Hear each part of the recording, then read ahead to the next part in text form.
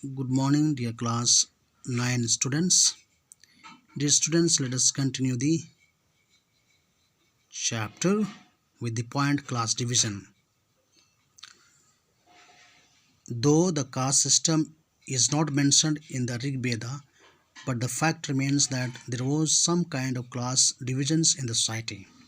So, when we study about Rig Veda, we don't find any class divisions of the Aryans in the early stages. The early Aryans called the local inhabitants or the Sioux and did not mix with them. So this is the inhabitant group or an inhabitant group, and they did not mix with the other group of people of an area. It is said that during this period, the tribal chiefs and the priests acquired a large share of booty. So, as it is mentioned in the Rig Veda, that these all tribal leaders and the priests, they used to acquire huge amount of wealth. Booty means wealth, property and so on, and on the basis of their property and wealth, they considered themselves as the ruling class of the Aryan society. This resulted in the social inequality, and tribal society got divided into three groups. So slowly we, we see that the society divided into different groups due to the reason that now the inequality system started among the different groups. So like here, the tribal society got divided due to this inequality in three different groups, that is warriors, priest and the people. Warrior means the army class or the ruling class, priest and the people. The fourth division, called the Sudras, appeared towards the end of the Rig Vedic period. So this fourth group, Sudra group, that emerged, or that class originated by the end of the Rig Vedic period, because of the word Sudra is mentioned for the first time in the 10th mandala of Rig Veda, which is usually considered as a later addition. So the Sudra group was added in the 10th mandala in a later stages. Now, however, since the economy was mainly pastoral and not food producing, so at that time the local Aryans, they were much depend on the animals. So that's why they used to keep huge number of animals. They were not much focusing on the food producing, so they were not much busy in the agriculture work. There was no scope for the collecting regular tributes or the taxes from the people.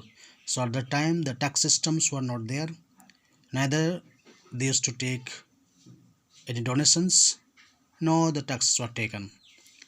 In the early Vedic period, the society was divided into different classes based on their professions.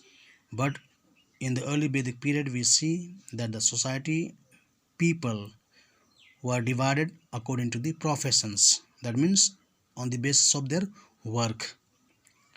A person could adopt any profession of his choice, as it's evident and it is a proof from an excerpt of the Rig Veda. So, like here the quotation says, I am a poet. That means the writer says, I am a poet. My father is a physician. He is a, let us say, a doctor. And my mother grinds crown on stone. And my mother is a housewife. So being in the same family, we are engaged in different professions. So we are busy in different works. People followed different professions which became hereditary in the course of time. So slowly, on the basis of different professions, the whichever professions they started, it became hereditary. Like let us say, if a particular person started doing agriculture work, then he got the title of farmer, and then later on he continued this farming work, and after his death his sons also will be doing the same work. That means they cannot come out from this profession, so they are completely bound to do the agriculture work.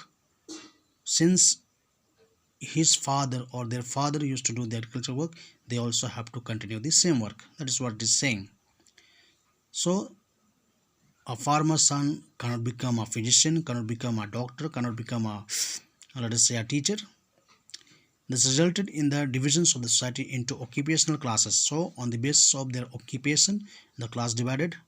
Gradually it took the form of caste, and the present caste system emerged in the later Vedic period. Like Brahmins, Kshatriyas, Vaishyas and Sudras became four distinct castes or varnas. The Brahmins or the priests performed religious rituals. So this is the work of the Brahmins, that they were much busy in the religious duties like prayers, offering, yajanas and so on. The Kshatriyas participated in the wars, and Kshatriya army group, they are much busy in wars and then in the protection of the kingdoms. The Vaishyas engaged in the business and looked after the agriculture as well as industries. So Vaishyas means this is a business class group who are much busy in the manufacturing goods and so on, and looking after the markets. And then that means this is a business class group.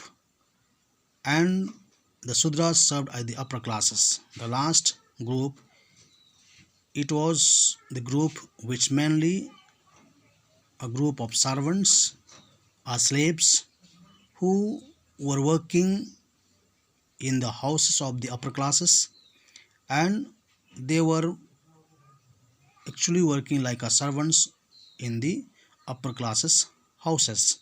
So this way, dear students, let us end the paragraph up to this, and let us go to the next video with the continuation of the next paragraph.